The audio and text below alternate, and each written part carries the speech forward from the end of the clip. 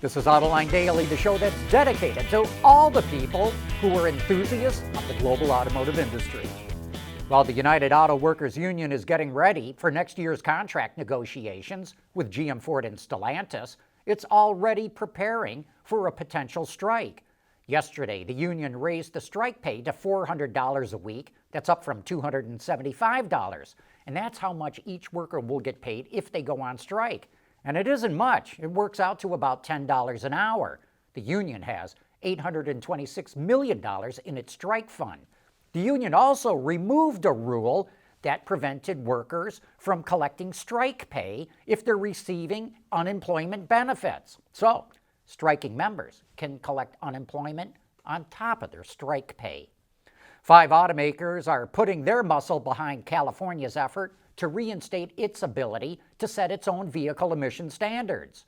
Ford, Volkswagen, Honda, Volvo, and BMW filed a motion in court to back the EPA's decision to restore California's emissions authority, which was revoked during the Trump administration.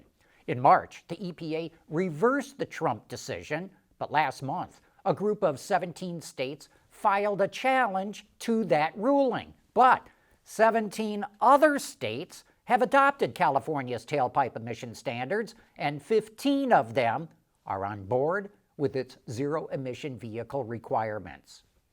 Fisker dropped some more details about its Pear electric crossover and released this teaser image of the interior.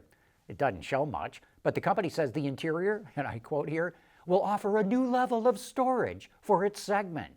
And it's been designed to give, and I quote here again, a commanding view when driving. The company says it has 3,200 reservations for the model, which has a starting price below $30,000. The Pear is offered with 2 battery packs, with the larger one having 310 miles of range. The Pear will be fully revealed in the second half of 2023, and then it's going to go into production at Foxconn's plant in Lordstown, Ohio, in 2024.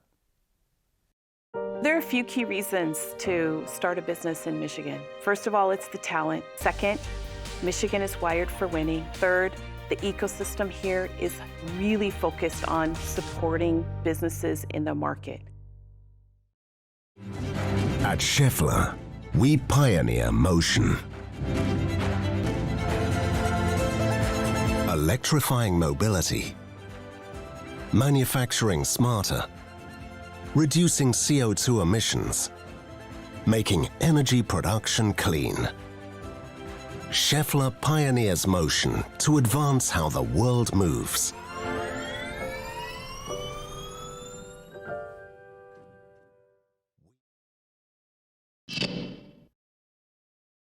Honda's coming out with an all-new version of the HR-V, which is the compact crossover in its lineup, and it's built on the same platform as the Civic. It gets all new styling, a longer wheelbase, and a bigger 2-liter engine that generates 158 horsepower and 138 pound-feet of torque. That's up by 17 horsepower and 11 foot-pounds. Base price for a front-wheel drive version in the U.S. is just under $25,000, while all-wheel drive is about $26,400.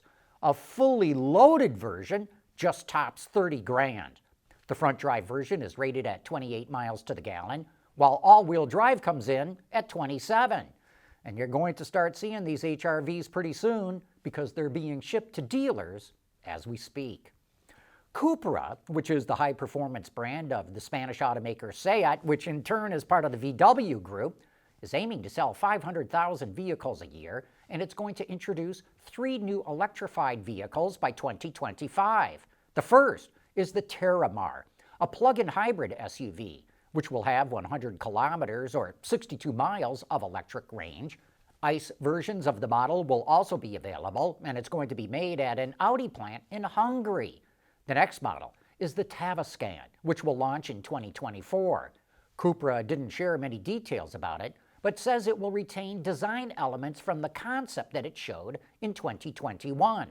And lastly is the Urban Rebel, an all-electric small hatchback that's built on VW's MEB small platform.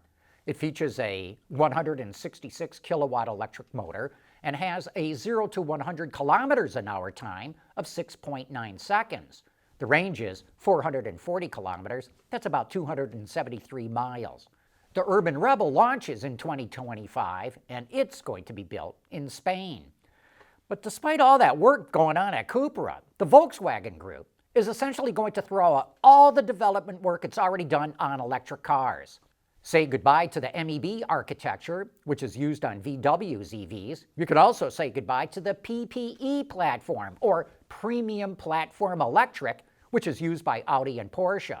Instead, say hello to the SSP, or Scalable Systems Platform.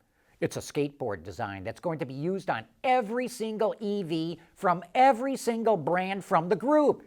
That includes VW, Porsche, Audi, Seat, Skoda, Lamborghini, and Scout. Talk about scale. Over its lifetime, VW expects to build 40 million electric vehicles off this platform. It's all part of VW's Trinity program, which is supposed to help VW catch up to Tesla. Herbert Diess, CEO of the VW Group, says that by co-locating engineers and having them collaborate more, it's going to slash new product development time from 54 months down to 40 months. But those vehicles will be built around a new electronic architecture that's coming out of VW's Cariad project. It's designed to handle 200 million lines of code, which is twice what the current MEB platform can handle. It all sounds pretty exciting, but the first cars to come out of this new PD process will not be out until 2025. We want to know what drives your testing. OTA, connected car, diagnostics, remote testing. Intrepid Control Systems is here to help you work from anywhere. Intrepid Control Systems, driven by your data.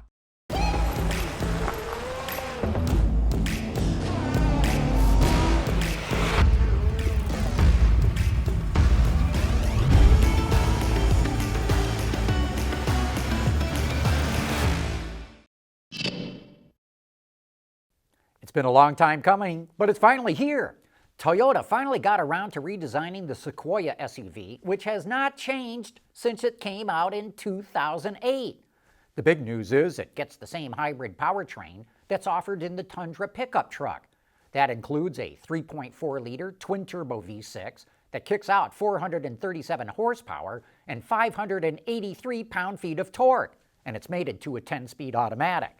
Toyota says it will get similar fuel economy to the Tundra, which gets 22 miles per gallon with rear drive and 20 with all-wheel drive. The Sequoia is a full-size, 3-row SUV that can tow 9,500 pounds, and it comes standard with a locking rear differential and a multi-link rear suspension. It's built on the same platform as the Tundra and the Land Cruiser. The rear drive version tips the scales at about 5,800 pounds, while the all-wheel drive version weighs just over 6,000 pounds. There are 5 different trim levels, starting with the SR5, which has a base price just under $59,800, and it tops out with the Capstone 4x4 at $79,800. A beefier-looking off-road model, the TRD Pro, which is only available as a 4x4, costs about $78,400. All of them come with Toyota's latest suite of safety equipment, what it calls Toyota Safety Sense 2.0. Some other notable features include a third row that slides forward or back for more legroom for passengers or more cargo space in the back, and the cargo area can be configured in different ways to accommodate different types of cargo. Last year, Toyota only sold 8,000 Sequoias, compared to 48,000 Chevrolet Suburbans and 82,000 Ford Expeditions. But Toyota thinks it can triple the sales of the Sequoia, largely because it has such a large owner base that's been waiting for the new one. We'll find out if that's really the case later this fall, which is when the Sequoia will go on sale. Last Friday, Acura dropped off the new Integra for me to test drive. I was supposed to have it for a week, but it didn't even last until the end of the day.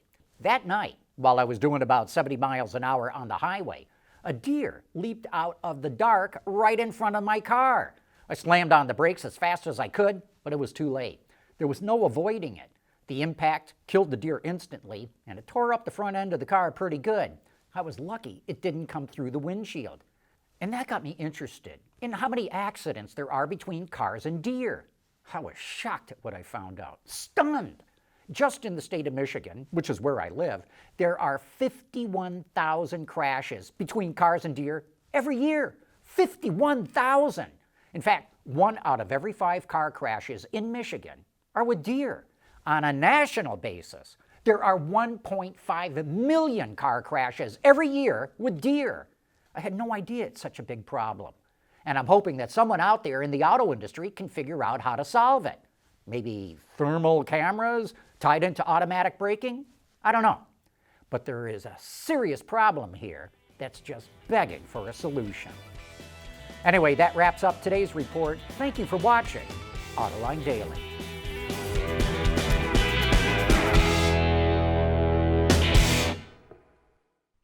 Autoline Daily is brought to you by Bridgestone, solutions for your journey. Intrepid Control Systems, over-the-air engineering, boost your game. Scheffler, we pioneer motion. And by the Michigan Economic Development Corporation.